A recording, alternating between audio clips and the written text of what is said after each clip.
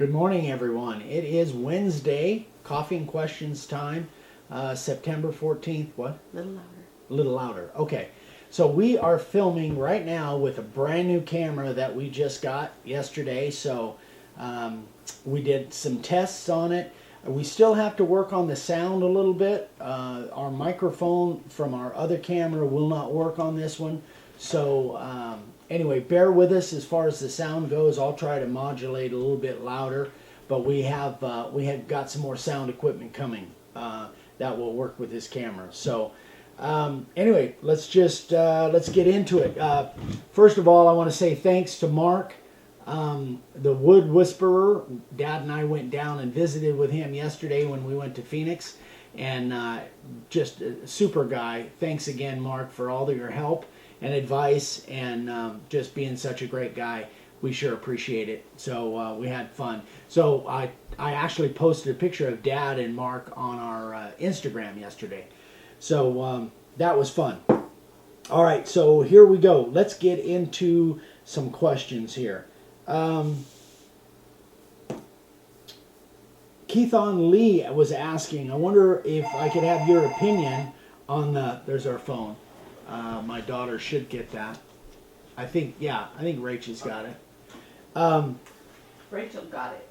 So we just keep rolling. I wonder your opinions on the up and down spiral bits. So this is our spiral upcut bit. Oh, not that high. Not that high. There? Yeah. This is our spiral upcut bit. And hopefully this new camera, based on our testing, looks like it could get in pretty close. All right, now hold it down a little. The problem is my tripod. Okay. All right. This is our spiral upcut bit. This is the one that we use to cut out all of our shapes. So the difference between the upcut bit and the down cut, you could use a down cut. There's no problem with that. It would probably cut almost as well. For us, the reason we like an upcut is because it's based on the way the spiral goes on the bit itself. When you're using an upcut bit, it will, what? Oh, I'm in the background. Oh. Hold on. When you're cutting with an upcut bit, it pulls the chips out of the cut. If you're cutting with a downcut bit, it pushes the chips down into the cut. So if you were doing an operation where you were cutting all the way through and you want all your chips to go down, let's say you had a vacuum table underneath what you were cutting and you wanted your chips to go down, then a downcut bit would be appropriate. For us, we always want to pull those chips out of there, out of that cut, pulling it up toward the router. That's what an upcut, the difference between an upcut and a downcut. So we use all upcut bits, but a downcut may work fine for you too. What's going on back there? You're seeing reflection I'm seeing of reflection yourself I'm trying to hide. in the glass. Yeah. You didn't check that out, didn't. did you? I forgot about that.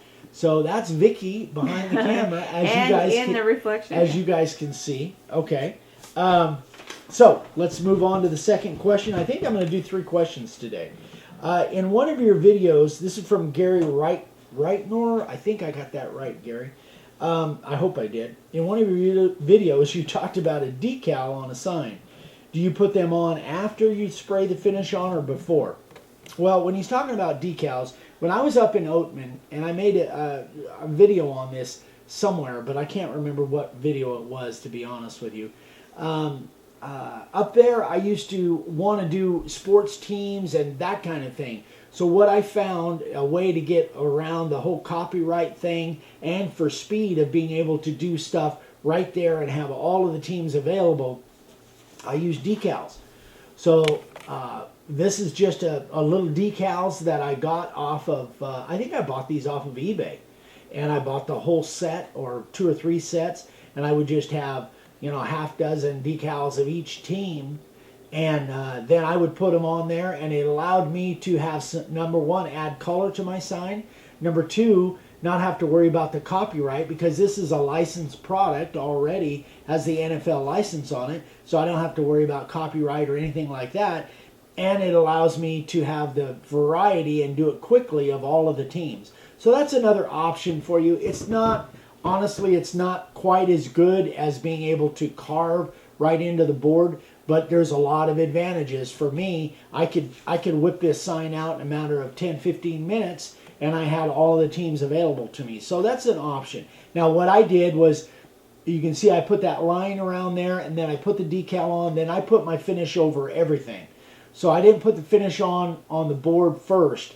I put the finish on after, and then I just used my Krylon Clear 1 or 2 coats on over the top of the decal, and it helped to keep it down for quite a while. Eventually, they'll peel; those decals will peel off, or at least they did for me. But they're pretty cheap, and it's a great way to go if you're, especially if you're making signs out on site. It worked out really well for me, and they were very, very popular. I sold a lot of them. So that's my opinion. Put the finish on over the top of the decal. All right, and then the last one, oh yeah, it was from Joel McGee. I've been meaning to ask you if you've ever used sign foam boards to make a sign. I've used it in some places and that has a lot of moisture and dampness, and it seemed to hold up fine and doesn't look bad for wear. Yes, I have. I've never really made signs out of the foam board, the HDU, the high density urethane. But I made a video completely on this, newsletter number 64. So you can go back and see that, where I showed some actual examples of different densities of weights of HDU and what they looked like after I did some carving on them. So check out video number 64. I don't have any problem with it at all. It just doesn't have a wood grain. For me, I like wood. But if you're in an instance where you're making commercial signs especially, and they want them completely painted, so it wouldn't make no difference whether it's wood or foam, and they'll go for the foam because the HDU is pretty pricey stuff. If you can do the foam, it will last forever. It'll never go bad. It's super easy to carve. In fact, in some cases, like I mentioned on 64, it may be too easy to carve because it's so like carving air, basically. But the denser has a little bit more resistance and a little bit more drag on it, so I liked it a little bit better. But go back and watch number 64, and I go over all kinds of aspects of it. So I think the foam board definitely has a place. It's just I don't use it because everything I do is wood, and I want wood grain showing. So that's my take on carving the foam board. All right, so sign carvers of the day. Jacine Palmer, her third sign ever with our bits. This is kind of cool. Hold it up just a smidge. Hold it up. Okay. I'm not going to go in too close. Yeah, you don't have to with this new camera.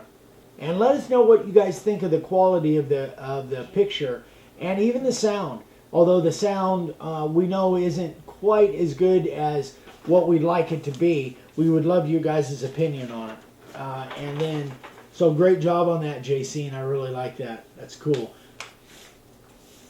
I like the way you did that, kind of part the sanding and left it kind of rustic looking. Looks great. And then Eric Gentry carved some 10-inch rounds. Really cool.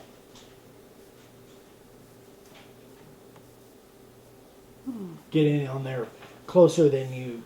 Well, I'm trying not to get so close that Yeah. So Vicky's still learning this new camera, but we're pretty impressed with it so far. So hopefully you guys that you'll enjoy it, and let us know what you think. And what else do we need to talk about, baby? I've only gotten a couple of emails from people that let me know if we're picking them up or if Oh, that's right. from the For the seminars in October. Yeah. Be sure and email Vicky, you guys, and her email will be in the description here. Let us know whether you're driving in or whether you're flying in and we're picking you up. We're picking people up anyway, but we kind of like to have a real head count of who's driving and who's flying in. So we're really excited, getting ready for that, getting all set up for it, and Vicky's doing a lot of work, taking stuff off my plate, so it's nice, and Rachel as well. I